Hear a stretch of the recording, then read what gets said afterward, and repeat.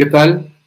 Buenas, buenas tardes. Pues nuevamente me tienen aquí para otra plática en esta propuesta que estamos construyendo, que tiene que ver con una idea de un psicoanálisis crítico para apartarnos de las maneras doctrinarias en donde las cosas casi hay un efecto de eco, ¿no? Donde se oye una cosa y se repite y de repente se dice lo mismo, y a veces esos ecos ni siquiera tienen que ver con lo que ha escrito Lacan.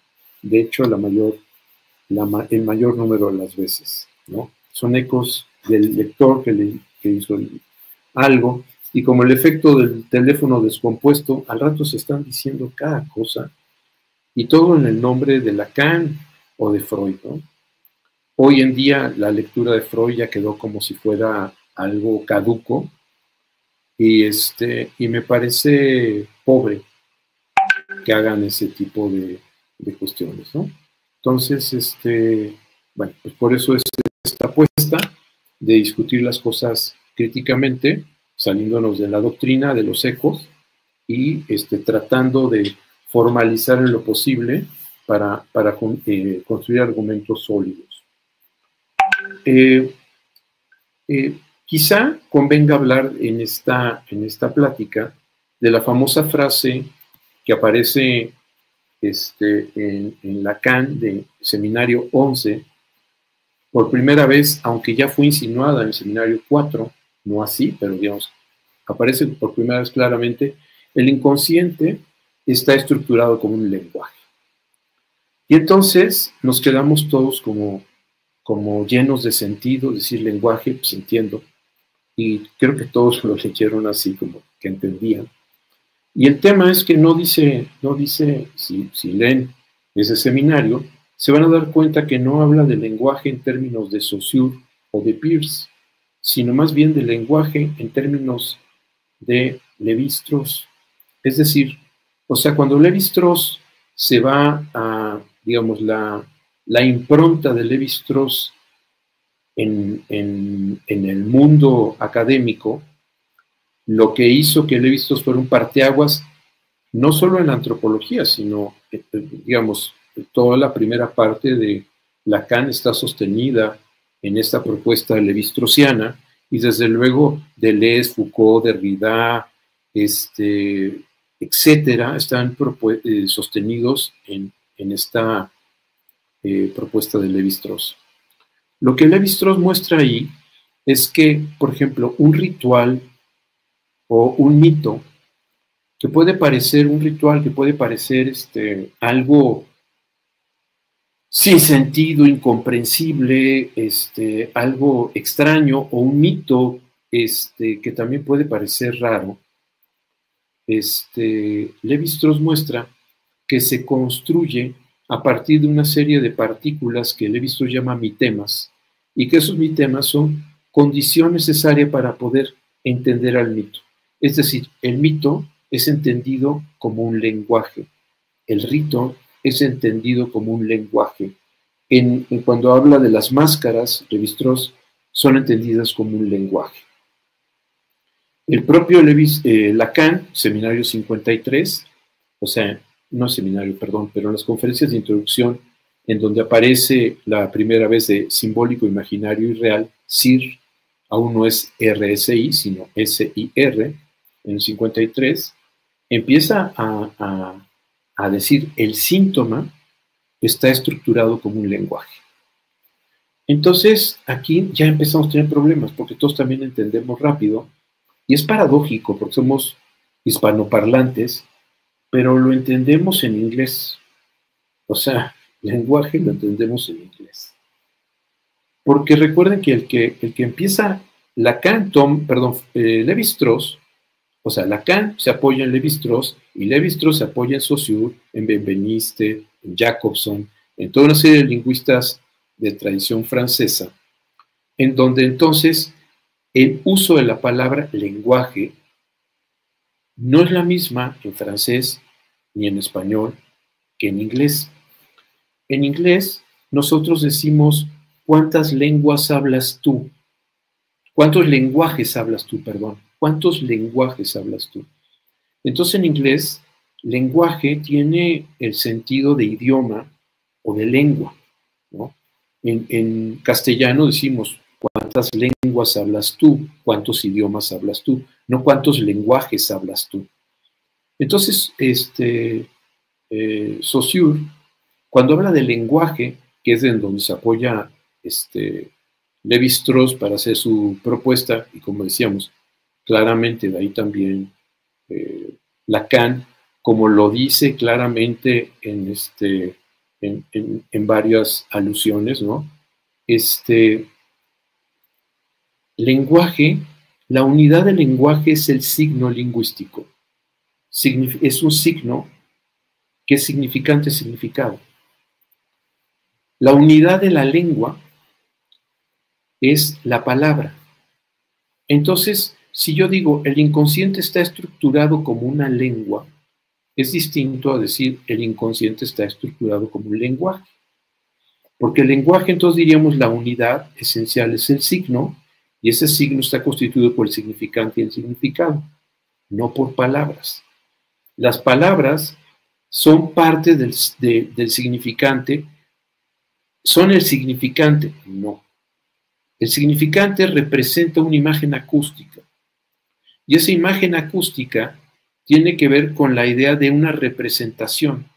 ¿De acuerdo? Entonces, lo dice exactamente así, o sea, cada significante existe porque representa aquello que todos los otros significantes no son. Entonces, por eso, digamos, la estructura del lenguaje es la estructura de las lenguas, ¿no? Entonces, si yo quiero entender cómo operan las lógicas y los soportes en que se construyen las lenguas, especialmente indoeuropeas, que era lo que estudiaba Saussure, que es decir, todos los europeos, todas las lenguas europeas. Lo hago a partir de esta serie de condiciones, pero estas condiciones son teóricas, son abstractas. Me están dando como una especie de radiografía de las lenguas, de cómo operan las lenguas, cuáles son las matrices de operaciones de las lenguas, cuáles son los elementos que constituyen a cada lengua. Pero esos elementos, el lenguaje, no es el lenguaje francés o el lenguaje inglés o el lenguaje español, es el lenguaje, la estructura, los instrumentos para poder comprender a las lenguas. Eso es muy importante. Entonces, cuando estamos pensando en cómo opera entonces la relación entre lenguaje, lengua y habla, empezamos a tener una serie de discusiones, pero el tema esencial es que podemos ver que el lenguaje es esto que les digo de la estructura. La lengua es todo lo que aparece en un diccionario. En cada lengua, la lengua francesa, todo el vocabulario que tiene, los usos de esas palabras, no solo lo que aparece en un diccionario. En español, recuerden que tenemos el diccionario de María Moliner, que es de sobreusos, no el de la Real Academia, que es lo supuestamente correcto, sino la manera en que usamos cada uno de nosotros las lenguas. Y el habla tiene que ver con la manera en que cada uno de nosotros, en singular, nos servimos de las lenguas. Es decir, por ejemplo, o sea, si yo digo, o sea, yo puedo utilizar mi vocabulario, o sea, tiene el número de palabras que yo puedo emplear para dar cuenta de mis procesos de pensamiento. La extensión de ese vocabulario, según los etnolingüistas Sapir y Wurf, dan cuenta de la capacidad de los procesos mentales. Es decir, yo pienso, digamos, las raíces o los instrumentos que utilizo para pensar es mi vocabulario, mis palabras. Entonces, si mi vocabulario es pequeño, es pobre, mis procesos de pensamiento necesariamente son pobres, según Sapir y Wurf. Ellos entonces consideran que sí hay una articulación entre los usos que estamos teniendo y el vocabulario que estamos teniendo y las intenciones que tiene cada una de las lenguas. Por ejemplo, si pensamos en inglés to be y vemos el famoso dilema shakespeariano de to be or not to be, y quisieron hacer una traducción en español, tendríamos que decir ser o no ser, ser o no estar, estar o no ser, o estar o no estar. Y entonces ahí aparece Cantinflas en México, que es una figura que siempre juega con los oxímorones culturales, ¿no? Las contradicciones, donde dice, ni son todos los que están, ni están todos los que son, jugando con esa cuestión, que eso sería mucho más difícil decir en inglés, porque tenemos que decir to be there, o sea, estar ahí, ¿no? O sea, no podríamos decir simplemente ser o no ser. Entonces, eso es importante, o sea, que entendemos cómo de alguna forma la lengua y los recursos que tenemos cada persona de esa lengua, y que además cada persona, esos recursos de los que se sirve de la lengua, también tiene que ver con edad, con estratificación social. No habla, digamos, el vocabulario de una persona burguesa no es la misma que la de un campesino, o sea, tienen vocabularios distintos, entonces el uso de las palabras es diferente, su capacidad, digamos, de expresión va a ser distinta.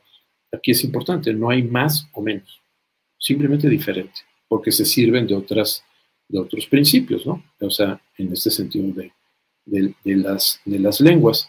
Pero entonces el hablante es aquel que finalmente hace uso de todo este vocabulario, de todas estas voces que tiene el idioma para poder dar cuenta de las cosas. En ese sentido es muy importante que vean ustedes que siempre que estamos hablando de lenguaje, lengua y habla, estamos hablando siempre en un sentido comunicativo. Es un sentido en donde se ha construido la teoría de que finalmente es un fenómeno que tiene que ver con la comunicación humana. El asunto aquí es donde precisamente Lacan hace un cambio y es poderoso y no hay digamos, antecedentes de esta propuesta. Lacan lo que va a decir es finalmente que hay una serie de operaciones que va a generar la condición de posibilidad de lo humano en el hombre. Es decir, las mujeres dan a luz o paren una criatura que no tiene, que tiene una serie de información filogenética, pero que no es humana. Lo humano se construye. Lo humano es una factura. Eso es importante porque también tiene que ver con lo que el propio Freud y Lacan sostienen claramente, no así Melanie Klein, en donde no hay un yo, se nace sin un yo. Somos entes anónimos, somos un eso coso raro. Y ese coso raro es el ES alemán, el es, que fue comprendido por Bonaparte como el ello y traducido como ello. Quizá sea mejor llamarlo eso, porque lo que nace es un eso. Y ese eso podrá llegar a ser un bebé, podrá llegar a ser humano. Sí, solo sí, se generan las condiciones para que eso sea posible.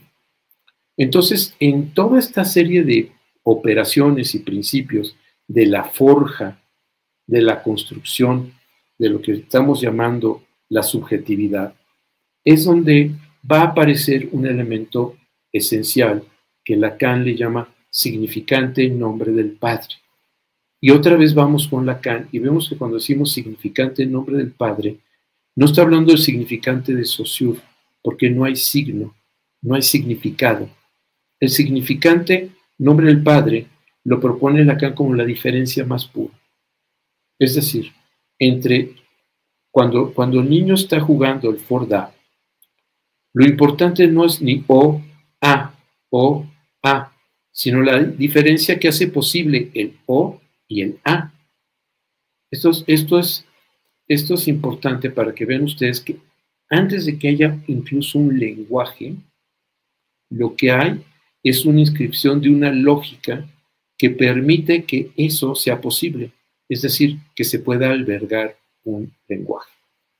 Entonces, eso hace que el niño, cuando está haciendo el sonido de O, A, no está intentando comunicar nada a nadie.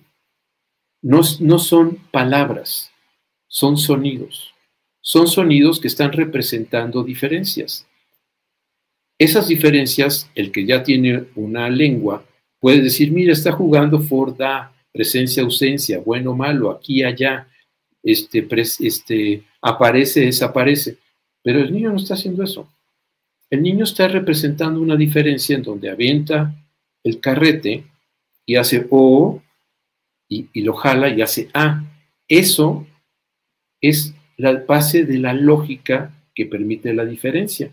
A partir de eso, ya será posible que después, a partir de que empiece decir, el papá o la mamá a decir, ah, mira, sí, aquí, allá, aquí, allá. Y entonces el niño construirá con base a esa diferencia aquí y allá, pero no era aquí y allá. Podía ser presencia-ausencia, lejos, cerca. O sea, el vocabulario no está ahí aún. Podrá ser albergado ahí. Por eso, una vez que se inscribe la diferencia, no es posible ya que un niño no hable. Porque precisamente es eso, ¿no? Va a ser lo que va a ir albergando el idioma, ¿no?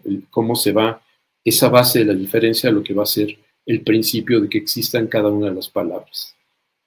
Lo que también es importante con Lacan, entonces, es que no cree que los niños aprendan a partir de ese es un perro, ese es mamá, ese es papá, ese es el tío, agua, no. Sino que lo primero que necesita operar es sí, no. La diferencia. Y entonces será agua, no agua. Papá, no papá. Mamá, no mamá. Papá, mamá. Pero no mamá sola. No como si fuera un signo donde estuviera la palabra, digamos, el fonema mamá, y abajo apareciera la foto de su mamá. No. Sino es ese juego lo que permite la articulación del lenguaje. Por eso es posible la metáfora, ¿no? Por eso es posible que uno pueda estar diciendo, jugando con un niño, bueno, ¿estás de acuerdo? Porque yo sí, o yo no. Jugar con esa serie de contradicciones, porque entendemos que se está jugando precisamente con los límites de la diferencia. La diferencia es lo que hace posible la metáfora, lo que hace posible la metonimia, lo que hace posible cualquier tropo poético. Los tropos son efecto de la operación de esa, no de que mamá, de cada una de las cuestiones, de cada uno de los significantes o de las palabras, como desarticuladas del conjunto. Eso también lo dice Saussure. El vocabulario está todo, la lengua, está toda construida a partir de las relaciones que se establecen entre las lenguas. No es uno solo, o sea, no es la palabra. Ahí es donde empieza también la subjetividad y los procesos inconscientes. Eso es muy importante. Porque, por ejemplo, si yo digo las voces acústicas, si yo digo las palabras, si yo digo las representaciones acústicas, si yo digo los fonemas, o sea, cualquiera de esas palabras que yo estoy usando, de alguna forma dan cuenta de un proceso subjetivo que está usándolas. Pero no las estoy usando yo porque estoy siguiendo un catálogo posible sino porque me salen, o sea, y ahí la pregunta es ¿por qué uso esas palabras y no otras? O sea, no es arbitrario. Y ahí entra Freud. Freud dice, es que no hay casualidad psíquica, sino hay causalidad psíquica. Y esa causalidad psíquica son el conjunto de operaciones, instrucciones, que construyen una lógica sobre la que se va a sostener el lenguaje, misma que va a dar lugar de posibilidad a que haya una lengua, y nosotros de esa lengua tomaremos el servicio a partir del habla.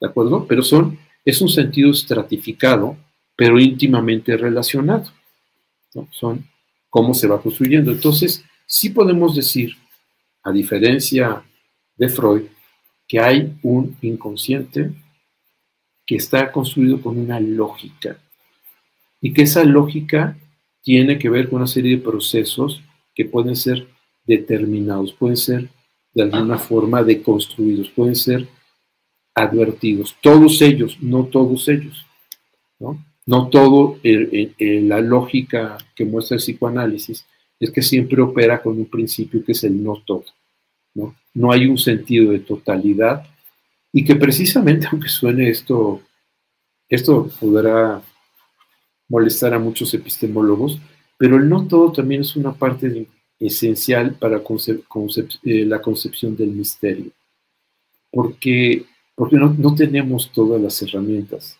para entender, por ejemplo, por qué somos, cómo se dio la condición de lo humano, cómo surgió el lenguaje, cómo a partir de esas diferencias, de esos significantes, aparecieron las lenguas. No tenemos idea. O sea, tenemos hipótesis, ¿no? Y esas hipótesis intentan dar cuenta de cómo fue el proceso, pero lo que es interesante, piénsenlo ustedes, es qué es aquello que tiene que suceder para que, por ejemplo, unos mandriles que están haciendo una serie de ruidos y de cosas, invitan a toda la manada a subirse a un árbol, porque esos gritos implicaban que venía un jaguar, un depredador por la tierra. Pero hay otros gritos que les dicen, manténganse en la tierra porque el depredador está volando. El que no entendió, se lo comió alguno de los dos depredadores. Entonces no es posible que haya transmitido filogenéticamente la posibilidad del equívoco. Desapareció. Entonces la pregunta es, ¿cómo es posible que de pasar del código animal, donde las cosas son lo que son, ese grito es ese grito, a que pueda haber un mandeí que pueda decir, no estoy seguro o no entiendo? O sea, por ejemplo, el engaño. Ha habido experimentos muy simples, por ejemplo, yo lo he visto con macacos, ¿cómo se llama? En zoológicos, que están atrás de una reja o de un vidrio, que de repente alguien le hace un truco de magia y desaparece algo, y se sorprende el macaco, y de repente hace gestos de, o sea, porque ese juego no lo tienen. O sea, no entienden eso, o sea, no entienden qué pasa, o sea, no hay posibilidad de engaño, las cosas son lo que son, es código, es un sistema de código. Entonces, ¿cómo se fractura el código para poder albergar un lenguaje?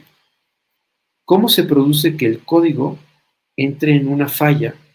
Porque el código es perfecto, o sea, digamos, es un sistema perfecto. Pero ¿qué sucede? ¿Cuáles son las operaciones necesarias para que ese código entre en crisis, se fracture, haya algo para que pueda aparecer en la dimensión del acuerdo, la dimensión de que se hizo una cosa y puede uno entender una cosa u otra, donde hay cierto sentido de pérdida en la comunicación? Eso es el lenguaje. Cuando aparece ese sentido de pérdida, entonces el lenguaje lo que va generando es este sistema de signos que está construyendo la posibilidad, digamos, de normar los principios de lo que va a ser una lengua, ¿no? Cómo va a operar una lengua, cómo se relaciona una lengua. Ahí también Lacan, recuerden, y esto es muy importante, propone que él rompe con la idea del signo lingüístico para decir que el significado no se produce a nivel del signo, sino se produce a nivel de la relación significante. Estrictamente, eso sí no es novedoso, o sea, eso también está en Saussure, pero claramente explicitado así, sí lo hace Lacan, en el sentido de decir, a ver, entonces si yo digo silla, entonces tengo silla, y entonces significa, digamos, pensándolo como Saussure, tengo la palabra silla, y abajo puedo representar una silla. Si digo silla eléctrica, cambia digamos, el significante silla eléctrica cambia la relación de la silla, ya no es la misma silla. Si yo digo silla de montar, ya tampoco es la misma silla que la silla eléctrica que la otra silla. O sea, montar cambió lo que es. Entonces, el último significante, que aquí se articula con el primer significante, si se dan cuenta, está construyendo un solo significado, silla de montar. En Monterrey está el Cerro de la Silla. Entonces, si yo antecedo Cerro de la Silla, ya estoy cambiando las cosas. Entonces, eso es muy importante porque nos está mostrando que en el desliz de la cadena significante se va produciendo los significados, pero esos significados es muy importante que veamos que de alguna manera se van produciendo y se van produciendo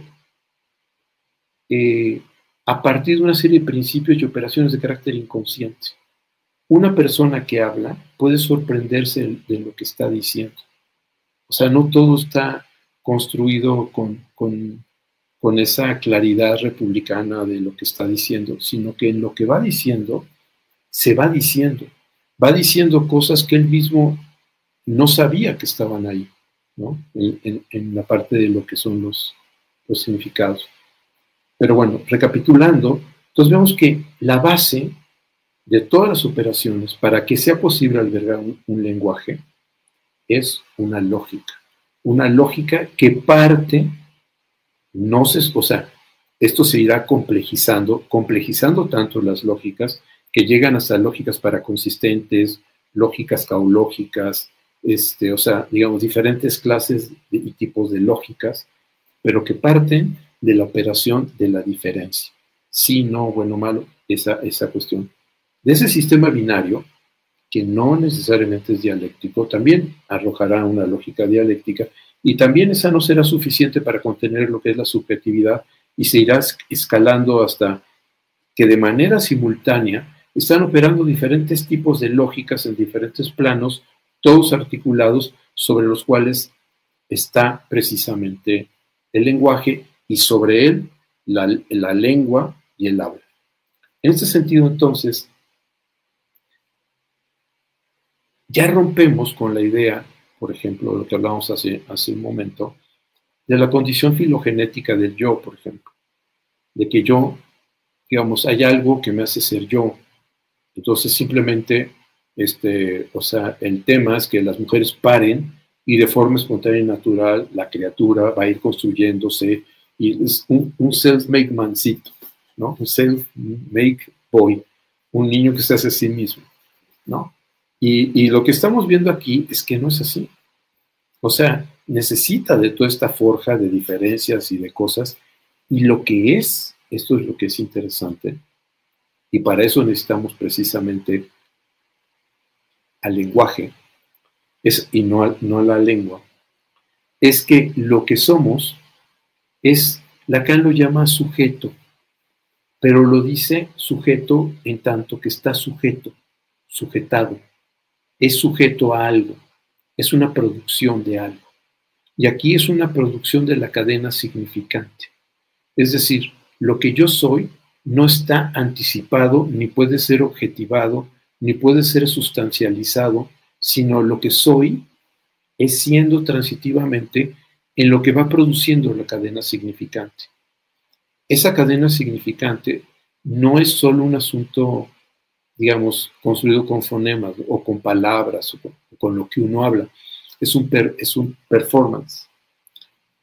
El lenguaje, la estructura del lenguaje es performática, lo mismo que la lengua. Si yo digo, oye, eso es una buena idea, pongo, eso es una buena idea. Pero si yo digo, eso es una buena idea, ese movimiento de las manos está generando la condición de la ironía. Es decir, estoy diciendo lo opuesto. Pero sin embargo, lo que yo escucho es, eso es una buena idea. Pero los gestos que estoy poniendo, estoy diciendo, qué estupidez tan grande. ¿Me explico? Entonces, eso es lo que es totalmente performativo. Los gestos, la altura, como decimos las cosas, los tonos, si prolongamos las vocales, si las decimos agudas, graves. O sea, el aspecto del habla empieza de alguna forma a construir y comandar toda esta parte de lo que vamos construyendo en este camino. No es lo mismo que bueno, aquí bueno, ¿no? Son cosas diferentes. Esa extensión del lo es distinta que bueno. Bueno, es distinto. Esa diferencia se da entonces en el campo del habla, pero porque todo eso está posibilitado por esta lógica paraconsistente en donde bueno no necesariamente es bueno. Se juega ya en una espectralidad. Bueno y malo ya no son pares de opuestos, sino son polos de una misma situación. Esa es la lógica paraconsistente, que está en otros planos. Entonces ya no es bueno o malo, sino qué tan bueno es lo bueno y qué tan malo es lo malo. El sí ya no es opuesto al no, sino son los polos de una misma cosa. ¿Qué tanto sí o qué tanto no? Hay una gradualidad, hay un espectro. Y entonces sobre esa cuestión, de esa lógica, es que está ya construido lo que es esta parte de lo que estamos hablando, que es el lenguaje, y sobre ese mismo es donde aparece la lengua. Entonces, ¿cómo voy a hacer uso y cómo hacer un servicio de esa lengua a partir de toda esta serie de cuestiones en donde es importante toda esta cuestión, ¿no? De cómo opera la situación de esto? ¿Cuál sería un buen libro de comunicación para recomendar? Es que el tema es que todos los libros de comunicación están basados en la idea de un emisor y un receptor. Y eso cumple con la fantasía de que lo que yo digo es, digamos, es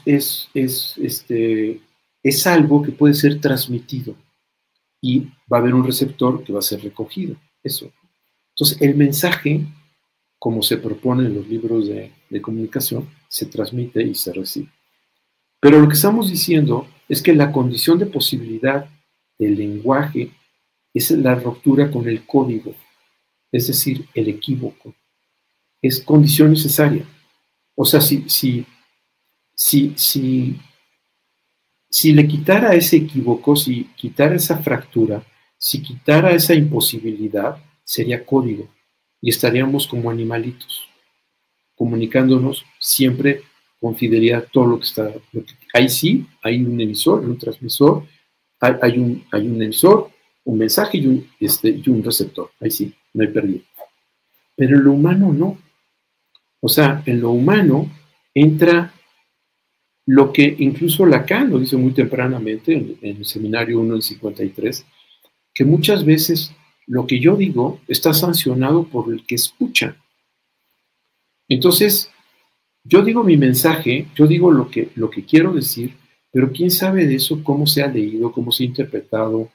O sea, la idea del teléfono descompuesto, ese juego del teléfono descompuesto, que insisto, tiene mucho que ver con cómo está el psicoanálisis hoy día. Es esta parte donde algo se dice y eso se comunica y se comunica y de repente ya quién sabe qué cosas, o sea, ya no tiene que ver con lo que, digamos, con el principio aquel del cual se estaba construyendo esta situación, ¿no? Del mensaje, entre comillas. Entonces, por eso, entonces Ale, es muy importante que ese es el tema precisamente que rompe con la idea de la comunicación como un libro de comunicación. O sea, es necesario entrarle, porque es el camino que incluso el propio Freud hace varios estudios sobre el lenguaje, el origen de las palabras antitéticas, donde empieza a hablar sobre la lengua y las lenguas primitivas y cómo operaban y todo eso, ¿no?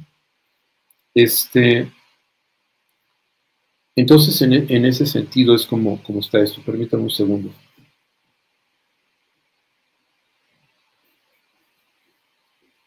Uy. No. Osvaldo, las palabras y las cosas. Eso es un monumento.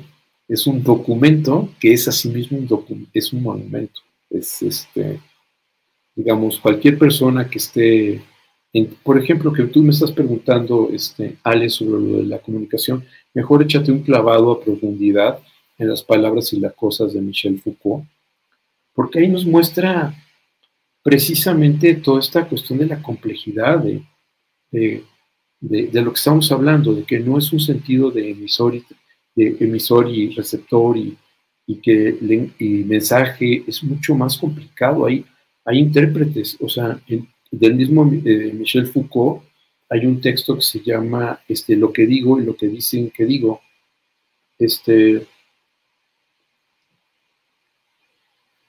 ¿No? A ver, permítame un segundo porque se metió una cosa que ya está. Entonces, lo que digo y lo que dicen que digo es precisamente lo que propone ahí Foucault, que tiene que ver con el sentido del eco y el teléfono descompuesto, que es esta parte donde ya puedo yo decir que Foucault dice cosas que no dice Foucault, pero que tienen todo el sentido para mí de mi lectura de Foucault, y entonces cierro, hago como una especie de comprensión que le da sentido a mi propia lectura de Foucault, que yo digo es Foucault. Y Foucault dice eso es legítimo, o sea, finalmente eso es lo que hacemos todos, nuestras propias lecturas. Y entonces queda olvidado el emisor, sino lo que aquello del emisor que quedó en nosotros, que fue de alguna forma acogido, ¿no? Las palabras y las cosas de Foucault tienen una cosa preciosa que es Las Meninas de Velázquez, como en el cuadro, que también es un cuadro que juega con todo esto que estamos hablando de la interioridad, la exterioridad, la comunicación, hacia dónde va, la idea que está dentro se comunica hacia afuera, todo ese tipo de cosas, porque en Las Meninas de Velázquez lo que se juega es que es un cuadro donde Velázquez se ve que está asomado con el pincel pintando y se ve nada más la cara de él asomado y el pincel no se ve porque se ve aquí que está el lienzo, ¿no? Está aquí el lienzo, entonces no se ve. No, se ve la cara que es así. Y se ven ahí las meninas, pero a lo lejos atrás se ve un espejo. Y en ese espejo uno ve a los reyes de España. Entonces lo que uno se da cuenta es que ese cuadro está representando a Velázquez pintando a los reyes de España, pero nosotros no los vemos porque estamos digamos, pensando en este sentido de lo que sería un campo virtual, estamos entre Velázquez y los reyes de España que están atrás de nosotros, porque se ve el espejo donde están reflejados ellos. Entonces, ese juego es precisamente parte de lo que muestra la complejidad de lo que es el lenguaje, la lengua, y desde luego los fenómenos de habla. No es un sentido tan simple como el acto de comunicación, ¿no?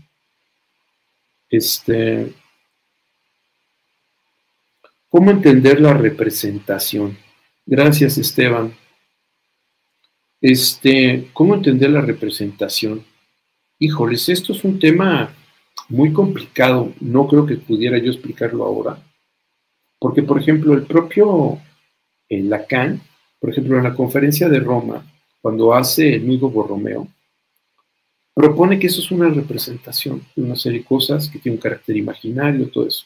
En seminario 22, la conferencia de Roma es en noviembre. En enero, que comienza su seminario, empieza a hablar de la representación que es el nudo Borromeo, y después dice, es una escritura. Esto no es una representación, es una escritura. Y entonces cambia toda la dimensión de lo que puede ser una escritura, escribir algo con nudos. Bueno, nada más para que lo sepan, los primeros en hacer escritura con nudos fueron los maorís. Todo lo que es los sistemas de navegación maorí son con nudos, se hacen nudos con cuerdas, y entonces esos les dice, o sea, para saberlos leer, obviamente, hay que saber leer los nudos, y entonces eso les dice las rutas de navegación, dónde están los vientos, las corrientes, las profundidades, toda una serie de cosas que están anotadas a partir de nudos. Las alfombras también, muchas de las alfombras persas, turcas y demás, se hacen con nudos. Y también ahí había todo un juego de comunicación a partir de si era un nudo cuádruple, o sea, toda una serie de cuestiones. Lacan propone esa escritura, primero representación, ¿no? Entonces, el tema de la representación queda siempre como algo esencialmente, digamos, de carácter imaginario, como aquello que está al servicio de, si quieren, no es exacto, pero puede ayudar, como de la ilustración, ¿no? La representación, como una representación de una obra de teatro, que lo que vemos es la puesta en escena, ¿no? De la representación de lo que está en un guión que escribió pues un dramaturgo, y entonces esa es la representación de eso que está escrito, ¿no? Gracias, sí sé que estamos en crisis comunicacional, sí, o sea, la condición humana no escapa a la crisis comunicacional, o sea, es necesario que exista esa crisis comunicacional, es necesario porque esa es la base del idioma, que falte, que no seamos el código animal, que no sea eso como que, fíjense qué interesante, Friedrich Nietzsche, él era filólogo, no era filósofo, hizo filosofía, pero él era filólogo. Y en los estudios que él hacía, por ejemplo, lo que dice es que las palabras ya después de un idioma, de una lengua, se acuñaron como las monedas, ¿no? Se hace cuando se hace un acuñamiento es porque precisamente se mete lo que va a representar el valor de la moneda, dónde fue hecha, toda esa serie de cosas. Y lo que dice Nietzsche es que finalmente con el uso, y esto también ahorita voy a tocar nada más rápidamente Heidegger, hay un tema muy importante, que se va perdiendo el cuño, la acuñación. Y entonces de repente digo, sí, hay que poner hincapié en la palabra, o sea, y se me pierde la idea que hincapié viene de hincarse, hincar el pie. Entonces, para hacer hincapié, la gente antes decía, se tenía que hincar con un pie y decir, yo afirmo, y entonces, está haciendo hincapié. O sea, lo está diciendo con hincapié, hasta que se utilizó la palabra hincapié para no tener que hacer esa representación. Entonces, las palabras van perdiendo su cuño y de repente se empiezan a convertir ya no estamos nosotros siendo, ya no estamos siendo nosotros, ya no estamos sirviéndonos nosotros de las palabras, sino que hay un maltrato, para decirlo de alguna forma, hay un uso pobre de las palabras. Y precisamente Heidegger y de alguna forma algo de esto está tocado en Lacan. Heidegger dice que hay una diferencia entre hablar y decir. En el hablar es este empleo donde puedo decir una cosa, otra cosa, utilizo la lengua de manera como efecto comunicativo, pero pobre, lo que está buscando. Y en el decir, lo que propone Heidegger es que eso tiene que ver con el Dasein, con el siendo, con la transitividad, donde estoy implicado en el acto comunicativo. No estoy así como, sí, yo dije eso, no me acuerdo. No, aquí estoy totalmente implicado en el acto comunicativo y eso es lo que, digamos, se intentaría producir en el trabajo analítico, que la gente comienza con un hablar para que pueda empezar a llegar a un decir, a implicarse en lo que está diciendo, a estar verdaderamente concernido en las palabras que emplea, en lo que quiere decir. Y no, bueno, o sea, sin un compromiso verdadero, como, pues no sé cómo decirlo, como jugando, ¿no? Heidegger le llama das Mana, esa existencia inauténtica, donde está, pues, digamos, el hombre, el hombre que es un consumidor, que está en automático y que solamente piensa en comprar las cosas porque supone que esas cosas le darán algún tipo de estatura, prestigio o algo así, ¿no? Cuando es totalmente falso, ¿no? Entonces, en ese sentido es de lo que estamos pasar del hablar al decir. Y en el decir es esto en donde podemos sorprendernos nosotros mismos de lo que estamos diciendo, ¿no? En el hablar, como no estamos nosotros alojados en eso, o sea, podemos, en serio, casi, o sea, sin que sea una logorrea, pero podría ser como una logorrea, o sea, estar hablando de una cosa, de la otra, pero en el decir empieza uno como a buscar la palabra exacta. Por eso la poesía, si ustedes quieren pensarlo así, es un ejercicio del decir. Los poetas buscan decir, no hablar. Los poetas buscan decirse. Y entonces por eso cuando vemos a un poeta que escribe en el corazón, tenía la espina de una pasión clavada. Logré arrancármela un día. Ya no siento el corazón.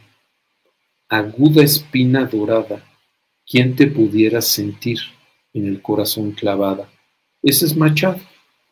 Y lo que está diciendo es algo que nos concierne a todos, nos toca a todos, porque él está en el decir, está hablando de sí mismo, está diciendo algo que le pasó, de que logró quitarse una pasión y con la pasión se le fue la vida. Y entonces dice, uff, pero la pasión duele. La pasión no es nomás la parte bonita de las historias, la pasión está en pagar el sufrimiento. Uno quiere vivir con intensidad, bueno, pues la intensidad viene para arriba y para abajo. Entonces, eso es lo que está diciendo Machado con ese poema. Entonces, la poesía busca, los poetas, los verdaderos poetas, hay gente que hace rimas y uno dice mis vidas, o sea, están del lado del hablar y quieren hacer rimas bonitas y entonces hablan y le ponen ¿cómo se llama? Y le ponen betún y le ponen como si fueran pastelitos y toda una serie de cosas, pero es fofo, o sea, porque no hay un decir ahí, ¿no? Cuando uno escucha ese decir, en realidad Machado, yo alcanzo a encontrarme a mí mismo en Machado, porque estoy concernido en eso que dijo Machado y me toco a mí mismo y digo, ¿cuántas veces yo, por ser sensato, prudente, razonable, correcto y demás, he pasado por encima de mí? No he sido auténtico, no me he dado la oportunidad a hacer eso, ¿no? Se juega mucho exactamente con palabra plena y palabra vacía, ¿no? Es como se juega esta idea de la palabra plena como el estar concernido en esa palabra y la palabra vacía como este uso del dasman, de la existencia inauténtica, del que está palabrando las cosas, pero no está concernido en eso, ¿no? No está siendo tocado por eso.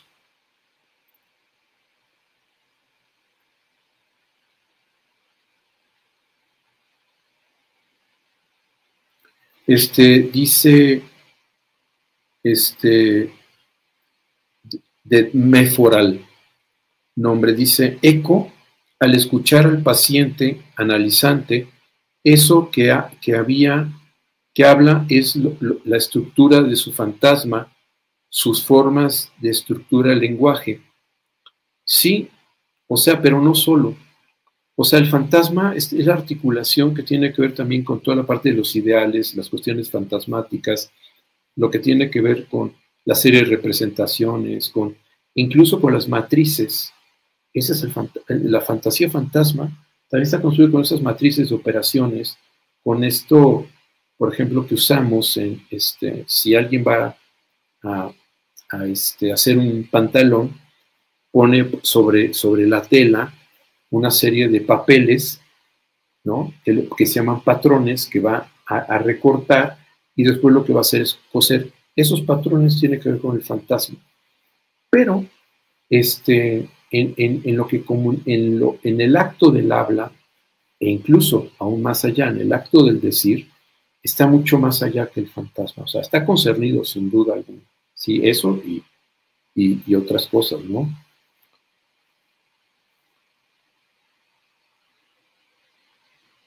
Híjoles, lo real hoy, ¿a qué refiere? Híjoles, no sé, la verdad. O sea, goce, real, ya lo han convertido en conceptos tan viscosos, o sea, casi, o sea, la gente lo usa como le da la gana, y en todo siempre, parte del eco de lo que les decía a ustedes, donde de repente me parece que las lecturas de Lacan han desaparecido y entonces ya se está repitiendo con teléfono descompuesto lo que escucharon y entonces le están haciendo decir a lo real cosas que me parece muy complicado, ¿no? A mí me parece simple y sencillamente, como yo lo entiendo, es que lo real tiene que ver a partir de como les digo, el seminario 22, de real, simbólico, imaginario, como una producción. Esto ya lo he dicho en algún programa y lo repito, porque hay un ejemplo que me parece muy bueno. El beso. No todos los pueblos de la tierra se besan. No en todos los pueblos de la tierra se besan en la boca. No en todos los pueblos de la tierra se besan en la boca y comunican afecto con esos besos. Deseo, amor, cariño, etc. El tema es que aquellos que sí lo hacen, eso ya implica un recorte. Entonces, la condición humana besa, no. Hay la necesidad de una operación del orden simbólico que va a hacer que en ese juego de bocas que se están lamiendo, ahí, en esa operación, haya la posibilidad de que haya algo imaginario que se construya, que es el amor y el deseo y la fantasía y que dos personas se unen, todo ese tipo de cosas. Pero cuando se está besando, un beso, como me gusta jugar con la palabra de 9 escala de Mercalli o de Richter, es un beso, lo que se siente es inefable. Pero la condición de lo inefable, de lo indecible, de lo irrepresentable, es que haya un beso. Si no hay beso, no se produce lo inefable del beso. Entonces, para que haya un beso, necesitamos la articulación de lo simbólico, lo imaginario y su producción con lo real. Porque si yo no siento lo que siento cuando beso, no beso. Aunque, o besaría, o sea, una cosa, pero sería otro beso. Sería un beso que sería un compromiso político, un compromiso matrimonial, un compromiso, quién sabe qué cosas. Pero si tiene ese componente en donde otra vez estoy concernido en el beso, se va a producir algo del orden de lo que yo no puedo hablar. Pero no puedo hablar no porque me falten palabras, sino porque no existen.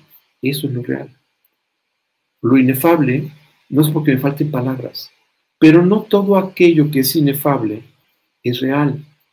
O sea, la cosa kantiana, es decir, Kant propone que cuando estamos en el, o sea, en el mundo, está la cosa que es del orden de lo inefable, a lo que hay que convertir en objeto. Si quieren ustedes, otra vez Lacan, seminario 4, el velo de Maya o el fantasma que están hablando, para podernos apropiar de las cosas del mundo, convirtiéndolas en objeto, pero entonces la cosa se pierde. Hay quien piensa que eso es lo real. Eso es la cosa. O sea, Kant nos ayuda a pensar que es la cosa. Pero la experiencia de eso, o sea, todo orden de lo real es el orden de la experiencia. No es como aquello real. No. O sea, si aquello es real, ya dejó de ser real, es empíricamente imaginario. Yo digo, el virus del COVID es real. En ese momento, eso ya es imaginario. La experiencia de haber vivido el COVID, eso sí es real, ¿no? Y todas las cosas que se estén jugando alrededor de eso. Entonces me parece importante eso. La idea de pensar lo real solo del orden de la experiencia, no soy el único psicoanalista que lo ha dicho, lo he leído en varios autores y estoy de acuerdo con ellos, en ese sentido, en donde no es algo de carácter ontologizable, aquellos reales, esos imaginarios, esos símbolos, sino es precisamente la alianza borromeica lo que les da condición de posibilidad y de existencia a cada uno. Por eso es importante. Y después dice, yo pensaría que pese a que hay muchos escritores, no hay muchas buenas ideas que den lugar a la diferencia.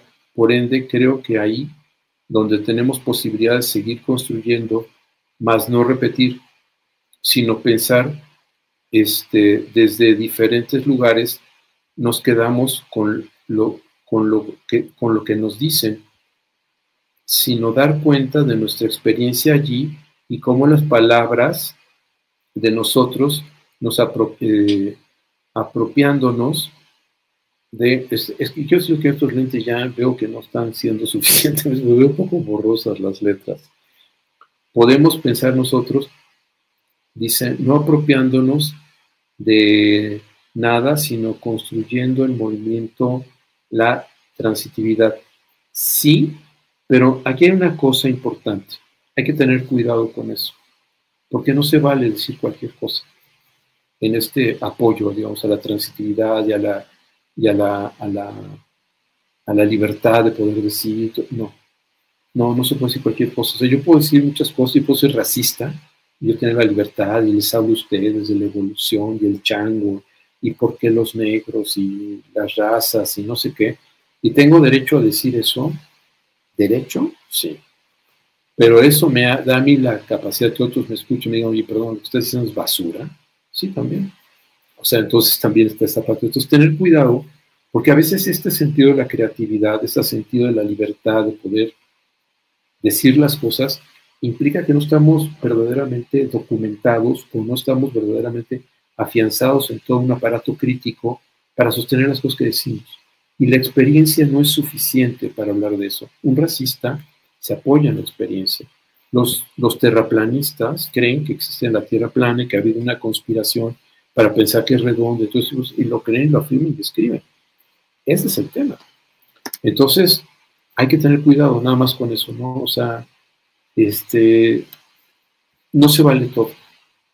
Hay que tener argumentos, hay que estar concernidos, hay que estar documentados, o sea, son muchos planos que tenemos que hacer intervenir en esta cuestión. Pero sí creo que lo que sí es huir del eco. Pronunciarnos, leer, decir yo pienso esto porque yo lo veo así, así, así. Porque también en Lacan, como muchos de ustedes han oído, es muy fácil meterse en este lenguaje equivocista, en este lenguaje oscuro, el midir, que Lacan llama, para no decir nada, o para decir pocas cosas, o para de alguna forma oscurecer algo que en realidad no es profundo, sino está siendo oscurecido, ¿no? Sí. Y sí, así como dices tú, y sí, o sea, es verdad, es una cuestión de compromiso en eso, ¿no? Bueno, pues creo que aquí dejamos, ¿no? Ya son las 7.